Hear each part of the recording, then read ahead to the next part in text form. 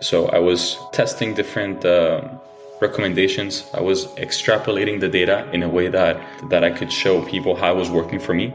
So for example, one of the most popular things I did that generated quite a bit of traction was I did a 5-day water fast. And I got to speak to a lot of people because of that, who wanted to understand more about both my experience, but also understand more about how I was getting those insights and those kind of like that guidance about what was going on in my body. Just doing that without having any software built from the get-go, that was my MVP. So there was nothing there. My name is George. I'm the founder and CEO of Basis Health.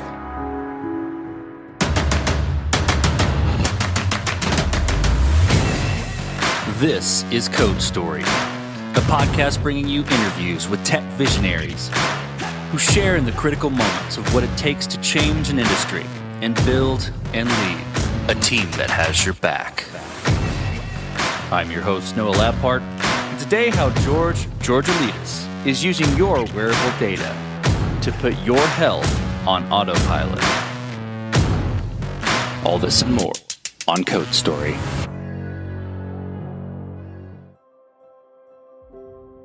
Georgallides is originally from a small island in Europe called Cypress. He grew up there, joined the army, and competed in track and field and in triatholons. He came to Los Angeles in 2005 for studies and has been stateside ever since.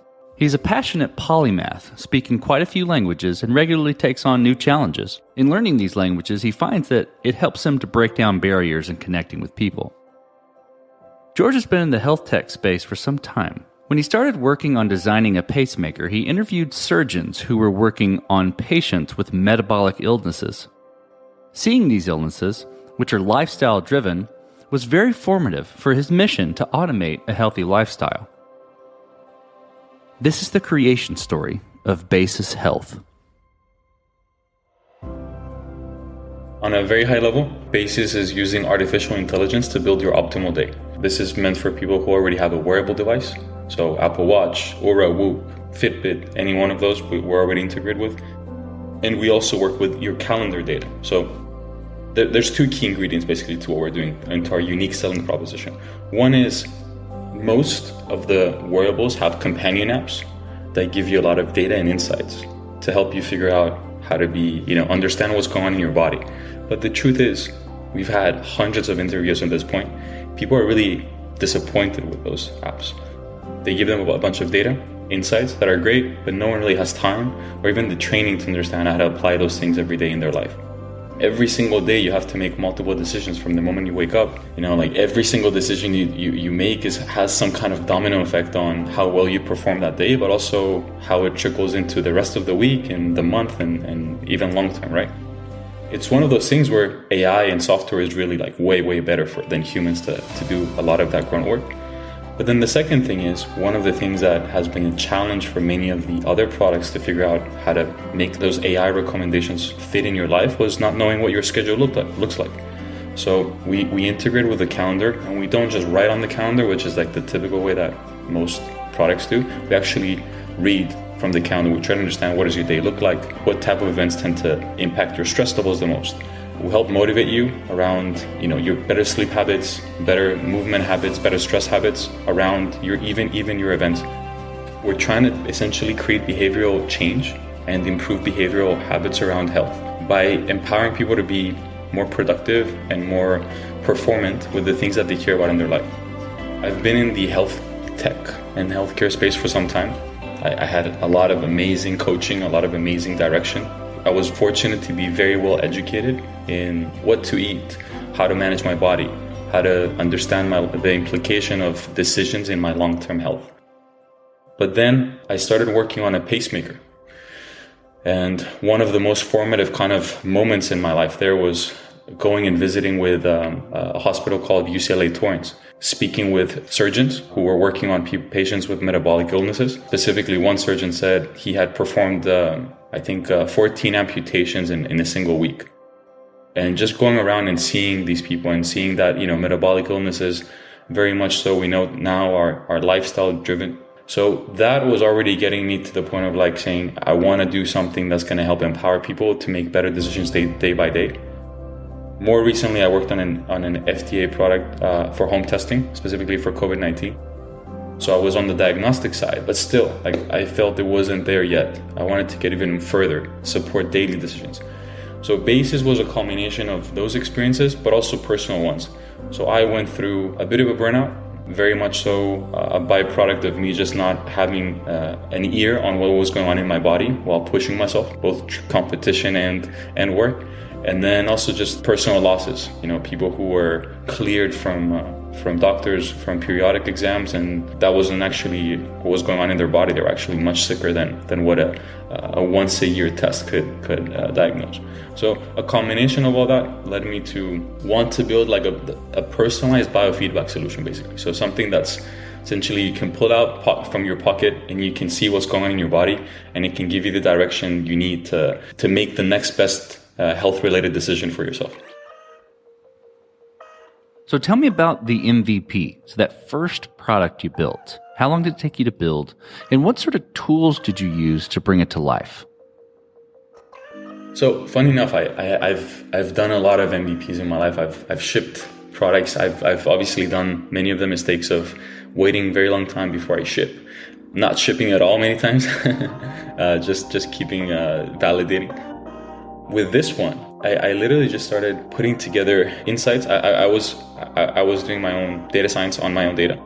So I was testing different recommendations. I was extrapolating the data in a way that I could show people how it was working for me. So I started doing different things that I knew people would relate to. So for example, one of the most popular things I did that generated quite a bit of traction was I did a 5-day water fast, and I just published all my data. To this day, that post gets a lot of traffic, and I got to speak to a lot of people because of that, who wanted to understand more about both my experience, but also understand more about how I was getting those insights and those kind of like that guidance about what was going on in my body. Just doing that without having any software built from the get-go, just validating what would people be interested in getting access to. That was my MVP. So there was nothing there. It was just me doing things with my own data, posting it and seeing how people would react. Surprisingly, I did other ones that I thought would do well that didn't. And then from there, I spent 2-3 months just having customer interviews, understanding pain points. Then I built an MVP I hired an iOS developer, built an MVP, super MVP in 3 weeks, and started trying to see something that people would be willing to pay for. Generally, people you can appeal to them to their kindness. They might download your product, say that they're using it, and just as a courtesy. But until you get someone to actually pay for something, you're not really getting the full truth. With the MVP, with the iOS developer, you took kind of your market research MVP, your validation MVP, and then you built it. You probably had to work through some, decisions and trade-offs about what you were going to include in that first iOS app. So tell me about some of those that you had to work through and how you coped with those decisions. The product roadmap is always expanding. There's always so many ideas that you want to put in there. I actually stumbled a couple times trying to launch features that I was excited about, that eventually by the time they made it in the product, they had little to no impact on engagement and even, additional customer acquisition. After stressing quite a bit about pushing those feature updates in the beginning and just seeing that wasn't the right way, I hired a user research person first, who helped me go through customer discussions together, helped me understand what to pay attention to.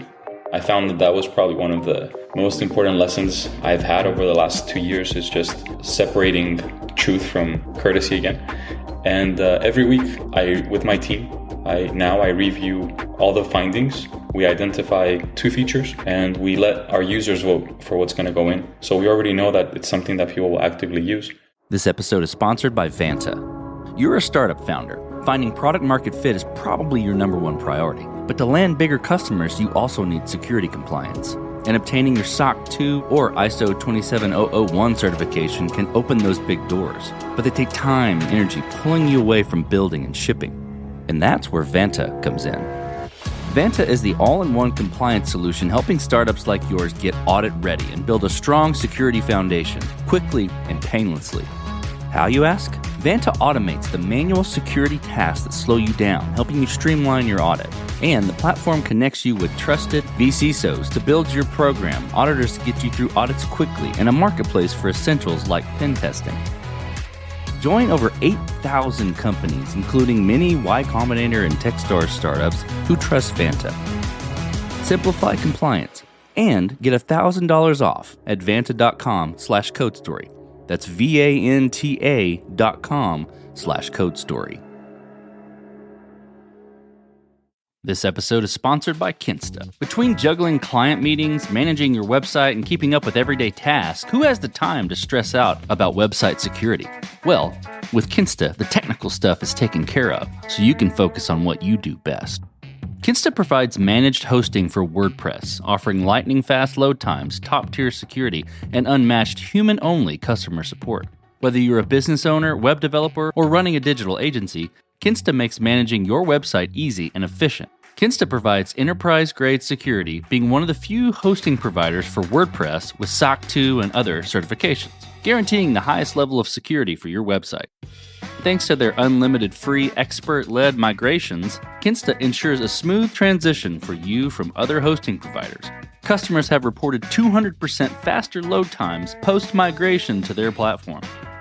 What I find cool about Kinsta is their fast and reliable customer service and premium features that are included at no extra cost. Ready to experience Kinsta's hosting for yourself? Get your first month free when you sign up at kinsta.com today. That's KINSTA.com. So then you've got your MVP and you've built it, and it's working. How did you progress the product from there, and how did you mature it? I think I'm most curious about how you built your roadmap and how you went about deciding, okay, this is the next most important thing to build. Yeah, so actually I had an interesting decision to make early on. So one of the key features we built was glucose tracking. I don't know if you've come across any of the very recently successful products in this space. So maybe Levels as a brand. That was something that we were doing early on, and it was doing really well. I mean, we were selling and people were super excited about it.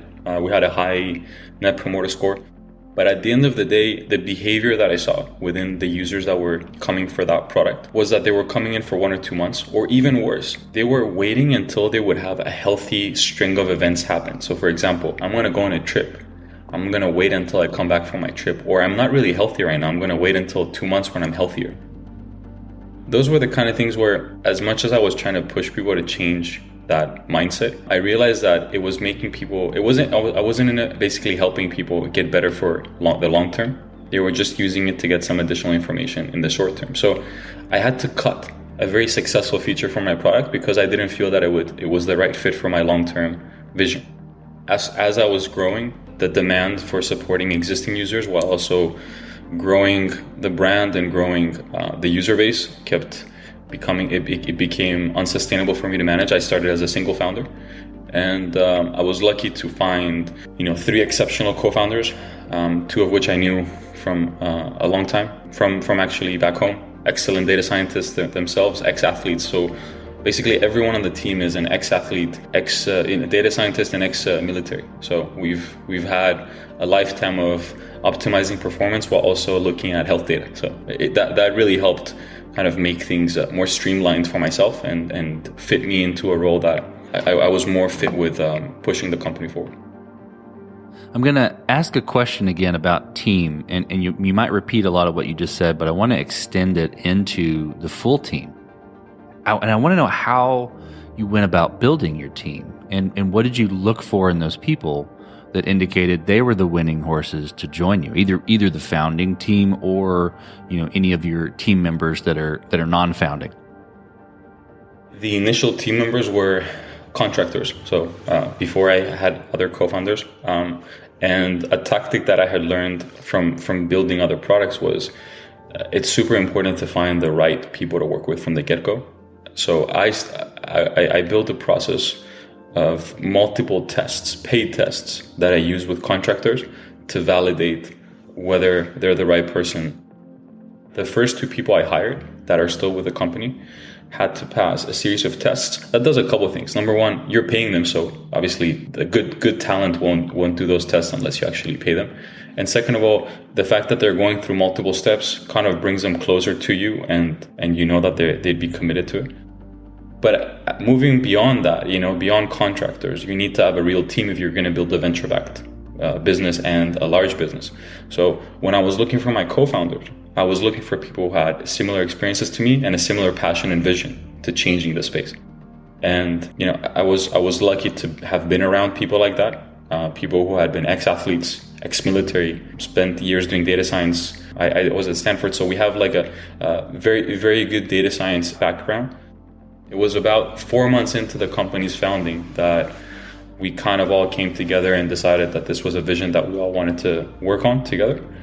We went through a process of revamping some parts of the product to kind of, obviously, like, you have new people come in, they have their own vision and ideas like for certain parts. Over the last 3 to 4 months, it's been just single vision, execution focus. Everyone's just excellent at what they do. Let's flip to scalability then. So did you build this to scale efficiently from day one, so that first app you built? Or are you fighting this as you grow and gain traction? I feel that I've done the focus on scalability thing mistake, at least in my case. I've experienced it as a mistake a few times.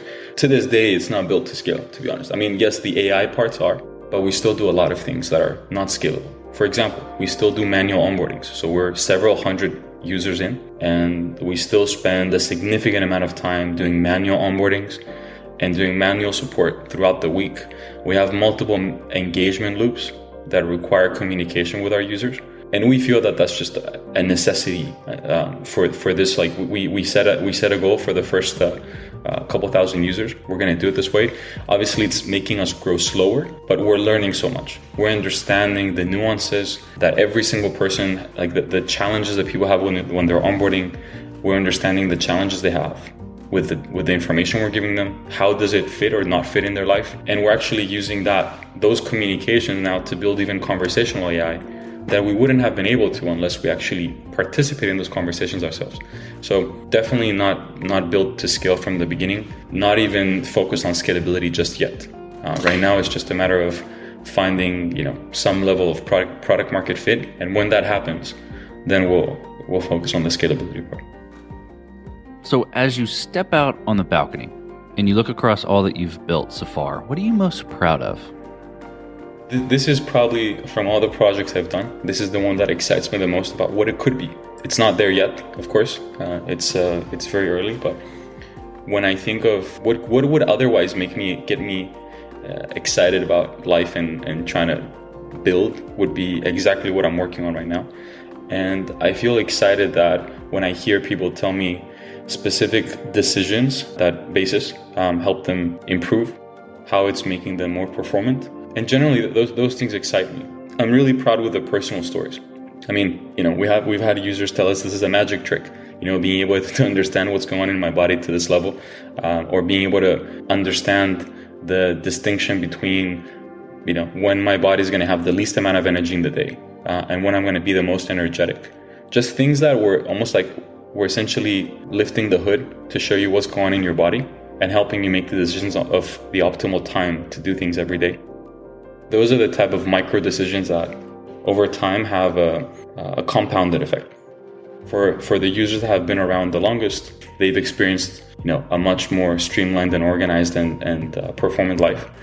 And that excites me. And looking at our positioning in a space where we're very bullish on the fact that over the next decade, user-generated health data, so like from wearables, will become the primary way we make health decisions. We're super excited at being in a position to support an entire generation's decisions on their health. Let's flip the script a little bit.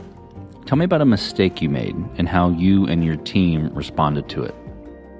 I think the biggest mistake, the most consistent mistake, and I think something that obviously wasn't situational, more like process, was focusing on feedback from the wrong people. And there's two categories of wrong people. There's wrong people in the sense that they're your friends and they're going to lie to you, or they're very close to you and they're going to lie because they want to give you good feedback. And then there's the just focusing on the wrong target persona. We made both of those mistakes. We moved pretty quickly from the friends and family type mistake, and it took us a bit longer to adjust to the other one because we also had to figure out who's the ideal persona. But it's day and night when you know how it impacts you when you speak to people who aren't your ideal customer versus speaking to people who are basically already looking for this, right? It just energizes you in a different way, and it gives better guidance to the product. Like, you run the risk of building features that people don't even want to use if you're getting feedback from the wrong people. Yeah, and I think with hiring too, that's something that I've made a lot of mistakes in the past. I would bring people on board and not let them go if it wasn't working. You're not just working with skill sets, you're working with personalities and processes. Everyone's got their own systems, right? And we brought in some really talented people early on that just weren't a good fit with our culture. And we just had to move on really quickly. And, you know, that's one of the things I'm proud that we did. But yeah, that's an example of a mistake we identified very quickly and acted on. I mean, the wrong person can make you not want to work on your own product. That's the truth. Like, going into building the product that you're excited about, it can make you not want to, make you want to jump ship. So I think, and it can make other people do the same. And it's super stressful dealing with a bad culture. So I've had that experience in the past, and, you know, I've learned to be very, very fast and swift with letting people go. But of course, always in a way where it's in their best interest anyways as well. Well, what does the future look like for Basis Health, the product, and for your team? There's a number of different ways we can go. We're still exploring them as we go, as our users go, I would say. We haven't officially launched yet, but we are planning to launch in the next 2 to 3 months at most. So that would put us like at the beginning of the summer. We have a lot of decisions to make in terms of how we support existing health data sources. So genomics is a big next step for us. There's additional wearable data points that are going to come over the next couple of years. We just think that as long as we continue to build a system that allows people to passively make the optimal decisions for their health every day and continue to be very contextually aware. So when I say that, I mean, we have the ability because of data today to know that you're home or you're at work. We have the ability to know if you're busy, if you're not. We have the ability to know, have you slept? Are you stressed? There's all these things that we know in real time continuously about every single one of our users, and we can support better decisions, and that's only going to increase. We're going to get more data points. So for us, the exciting thing is just getting so good at understanding what's going on that it almost feels like magic, that you just really feel that this is a hack in your life that you've been given access to make your life just so much easier and optimal. For us, again, it's just a matter of continuing to grow within the growth of the space itself and supporting our users in what they're looking for. Let's switch to you, George. Who influences the way that you work? Name a person that you look up to and why. There's obviously external influences, probably a very cliche thing. You see a person like Elon Musk, who is very driven on things that aren't just about, at least on the outside, about what's going to make the most money, but also what's going to have the most transformative impact on the way humanity functions. And I think those kind of traits really resonate with me. There's a lot of athletes that I take as an ex-athlete. I've kind of grew up in a culture where I take a lot from athletes, from the competitive edge, from their team building thing. So looking at, leaders like being in Los Angeles, Kobe, LeBron, I get to see how they continually try to lead their teams. And coaches, just basketball for me is a big source of just translating inspiration from sports into business. Just constantly looking at how do I put every single one of my team members and myself in the best position to win, and how do we continually have growth. And then from a tertiary standpoint, the previous people I've worked with, I've learned from every single one of them. I've taken something from them. My ex-business partners, ex-advisors, investors, every single one has left some imprint on how I think, how I empathize with everyone, users and teammates and investors. I think it's just a mix of everyone. And obviously you have your personal life. I'm lucky that in my personal life, my family, everyone is, very supportive. I think it's very tough when you're an entrepreneur. If you don't have people who accept the unstructured nature of being an entrepreneur, it can get really tough and add extra stress. I'm lucky that the people in my life support me. Yeah, these are the things that I guess really form how you function as a person. We talked about a mistake earlier, but a little bit different spin. If you could go back to the beginning, what would you do differently? Or where would you consider taking a different approach? One thing that I don't know that I would have done it differently, but I think one thing that I've thought of many times, if I would have done differently, would have been working with a really exceptional tech team from the get-go, so not being a founder. So I had an opportunity early on to join Coinbase when it was very early, and I didn't join. I opted to build my own business. I think the founder journey has been one of the most exciting things. Like, I've learned so much, and it helps you grow in a way that people don't understand unless they actually do it and do it repeatedly. Or just the process of having to refine a product to survive. It's just something that puts you in a mindset that it's very rare to achieve in most other disciplines or functions in the world. But I would have, if I would have done things a little bit different, maybe I would have explored working with a really exceptional tech team and leadership when I was very young, because I think that would have probably cut down on some of my mistakes, for about half a decade's worth of founder mistakes. But that's just a guess, you never know. Well, last question, George. So you're getting on a plane and you're sitting next to a young entrepreneur who's built the next big thing. They're jazzed about it. They can't wait to show it off to the world. They can't wait to show it off to you right there on the plane. What advice do you give that person, having gone down this road a bit? I feel that that's happened to me a couple of times just on the way back and forth from San Francisco. That's awesome. I guess it really, there's a few different pieces of advice I would give depending on the person. I think common mistakes, and I've mentored, advised different startup competitions and incubators. Some of the mistakes that I see is just not validating the idea correctly. Building before you actually know that people want this. So I think that's a common mistake that people would show. Another big one is just focusing on fundraising. I think that's probably the most common one. Just being so hyper focused on fundraising as a metric, where in fact it's not meant to be a metric. It's just meant to be something that supports you when you already know that you have something that could be a winner down the road.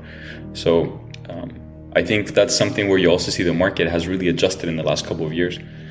They, especially with consumer products, they want you to actually have some level of traction or at least a validated prototype before they'll jump in and invest in you. So I guess demystifying, kind of like dispelling some of the myths around how easy it is and how exciting and sexy it is to just build a venture-backed startup. Those are the things that I typically like to focus on. And I guess the other big one is focus on bringing amazing people on your team that you want to work with. Like it just like many other things in our life, it's all about what's between in our brain. Who you go to battle with every day makes all the difference. Oh, that's fantastic. Well, George, thank you for being on the show today. Thank you for telling the creation story of Basis Health. Thanks so much for having me, Noah. Thanks. And this concludes another chapter of Code Story. Code Story is hosted and produced by Noah Laphart. Be sure to subscribe on Apple Podcasts, Spotify, or the podcasting app of your choice. Support the show on patreon.com/codestory for just $5 to $10 a month. And when you get a chance, leave us a review. Both things help us out tremendously. And thanks again for listening.